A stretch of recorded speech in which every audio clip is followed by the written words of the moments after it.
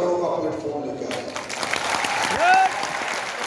आपको यकीन करना होगा, भरोसा करना होगा, विश्वास करना होगा।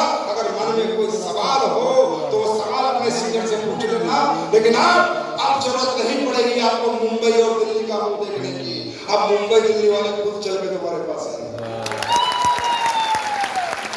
वैल्यू हमारी मेहनत की नहीं है, वैल्यू हमारे जरूरतों की नहीं है। आप एक बात बताओ, आप कहीं नौकरी मांगने जाते हो, आपने बीए करी, बीटेक करी, एमटेक करी, आपके घर पे कर्जा, आपकी बहन की शादी है, किसी को फर्क पड़ता है? उसके लिए आप कितना काम करोगे उतने पैसे देगा, आया ना? हाँ ना? किसी को फर्क पड़ता है? आपकी जरूरत कितनी है, आपके घर में परेशानी कितनी है, तकलीफ कितनी है, किसी को फर्क नहीं पड़ता। सिर्फ आपको पता कि आपके घर में क्या परेशानी है, सिर्फ आपको पता आपके घर में क्या तकलीफ है। फर्क सिर्फ आपको पड़ता और दुनिया में किसी को नहीं पड़ता। मेरे भाई, अगर बिकने जाओगे तो दुनिया अपनी मर्जी से कीमत लगाएगी, और अगर खुद को बेचने जाओगे तो कीमत तुम्हारी खुद की होगी। अब ये फैसला तुम्हें करना है कि तुम्हें खुद को बेचना है या किसी के हाथों बिकना है। मुश्किल नहीं है इस दुनिया में बड़ा बनना। हाँ, मुश्किल था जब प्लेटफॉर्म नहीं था, जब रास्ता नहीं था। मैं भी बड़ा नहीं बना, मुझे भी ये 29 साल में मिला था रास्ता। तब तक मैं भी नौकरी करता था 5,000 रुपए महीने की, 6,000 की। लेकिन अगर रास्ता मिलने के बाद भी कोई सवाल है, कोई क्वेश्चन है, या निकम्मा या नाकारापन है, तो फिर आपसे बेकार आदमी इस धरती पे पैदा नहीं होगा। रास्ते नहीं थे तो कमजोर थे, आज कामयाबी के रास्ते हैं, अब कमजोर नहीं रहेंगे। ये बात समझ में आ रही है? अब ये रास्ता किसके लिए है? ये रास्ता है middle class, lower middle class, upper middle class, जो कुछ कर नहीं पाता, जो अच्छा पढ़ा लिखा नहीं है, जिसकी उम्र निकल चुकी है, अब कोई रास्ता नहीं है, जिसके पास पैसे लगाने को नहीं है। मैं हमेशा मैं कभी नहीं कहा कि डायरेक्ट सेलिंग ही दुनिया का सबसे बड़ा बिजनेस है, या डायरेक्ट सेलिंग करके ही आप पैसे वाले बन सकते हो। मैंने आज तक ये कभी नहीं कहा। मैं हमेशा कहता हूं, अगर आप में पढ़ाई लिखाई का टैलेंट है तो जाओ IAS IPS साइंटिस्ट बनो। मैं नहीं कहता आप ये धंधा करो, मैं नहीं कहता आप घर जाके आयुर्वेद बेचो, सप्लीमेंट बेचो, प्रोडक्ट बेचो, ना, बिल्कुल मत करो भाई। अगर कुछ और कर सकते हो तो पहले वो करो।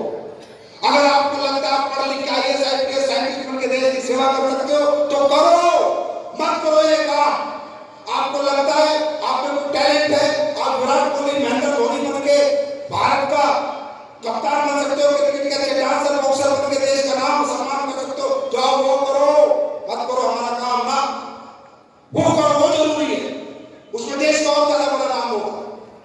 मैं कभी नहीं कहता अगर आपके पास पैसा है लगाओ पैसा, स्कूल बनाओ, होटल बनाओ, हॉस्पिटल बनाओ, कमाओ पैसा, मत करो हमारा काम।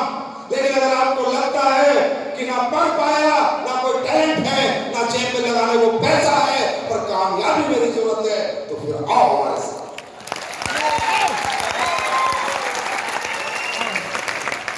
फैसिलिटीज, वेलनेस कभी भी दिखावटी, बनावटी, झूठी बातें नहीं करती।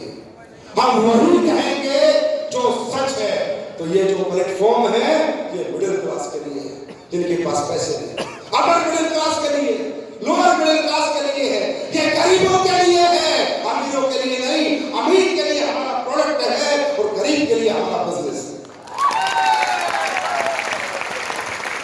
इसलिए कई बार हमारे इस कॉन्सेप्ट से, इस प्लेटफॉर्म से लोगों को दर्द होता है, तकलीफ होती है। मेरा बच्चा आके बता रहा था, मैं ये करता था, मैं 5,000 कमाता था।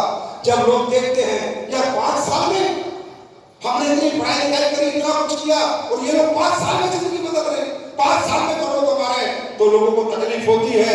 लेकिन मैं आज थैंक यू कहूंगा हमारे भारत की सरकार को, हमारे देश को, सबको, कि उन्होंने आज डायरेक्ट सेलिंग को एक लीगल टेंडर दिया और देश के बेरोजगार युवकों को यहाँ रोजगार पाने का मौका दिया। और बेरोजगारी मिटाने के लिए आज डायरेक्ट सेलिंग एक बहुत बड़ा काम भारत देश के अंदर कर दी जा रही है। ये मैं जरूर कहूंगा, चाहे मैं हूं चाहे कोई रहे, प्रोडक्ट में दम नहीं तो गेट में एंट्री नहीं। प्रोडक्ट दमदार है तो ये बिजनेस दमदार है। अगर प्रोडक्ट बेकार है तो ये बिजनेस बिल्कुल बेकार है। ये मैं खुद सामने से मेरी बात समझ आ रही? अब आप एक बात बताओ, हम लोग पिछले 11 साल से भाई साहब नए नए नहीं आए, नए आप आए हो सकते हो हमारे प्रोग्राम में, हम नए नहीं आए, हम 11 साल से यही बात कह रहे हैं। 11 साल से लाखों टेस्टिमोनियल है हमारे पास, लाखों, हजारों नहीं, लाखों, घुटनों के, लीवर के, किडनी के, कैंसर के, टीबी के, बेऔलाद के, लाखों है, लाखों। पूरा सोशल मीडिया, यूट्यूब, फेसबुक भरा पड़ा है। मेरी बात मत मानो, 11 साल से ये जो देश की जनता हमारे कॉन्ट्रैक्टों के रिजल्ट ले रही है, उनकी बात तो मानो। लाखों, और वो पेड़ नहीं है, पैसे देके नहीं है कि किसी सेलिब्रिटी को लाके बुलवा दिया, वो किसी गांव के, किसी शहर के, किसी कहीं के ऐसे ऐसे रिजल्ट हैं। अब आप एक बात बताओ, आज हम लोग भारत देश के वासी आए ना, हाँ है ना? अगर देश हित में कुछ होना तो करना चाहिए। चलो ये बताओ, जड़ी बूटी कहाँ पैदा हो रही है? जोर से बोलो, कहाँ पैदा हो रही है? कहाँ पैदा हो रही है? अगर मैं खरीद के प्रोडक्ट बना रहा हूं तो पैसा किसको जा रहा है? किसान को, आखिरी आदमी को। अरे हमारी वो इंडस्ट्री है जो देश के आखिरी आदमी से पहले आदमी तक पैसा देती है। आखिरी आदमी किसान, उसकी फसल, उसकी जड़ी बूटी खरीद के पैसा देते हैं, और पहले आदमी हमारा प्रधानमंत्री उनको टैक्स और जीएसटी देते हैं। ये इस इंडस्ट्री की ताकत है। आज बात करते हैं हम अपने आयुर्वेद की। अभी आप लोग सुन ही रहे होंगे, मैं बोलता था, मेरी बात पर कोई भरोसा नहीं करता था, अरे यार संजीव सर तो आयुर्वेद बेचते इसलिए बात करते हैं। मैं फिर कह रहा हूं, मुझे रिकॉर्ड करना, एक दिन आएगा ये देश अगर तुम्हारा सोने की चिड़िया बनेगा तो तुम्हारे आयुर्वेदिक प्रोडक्ट बेच के ही बनेगा।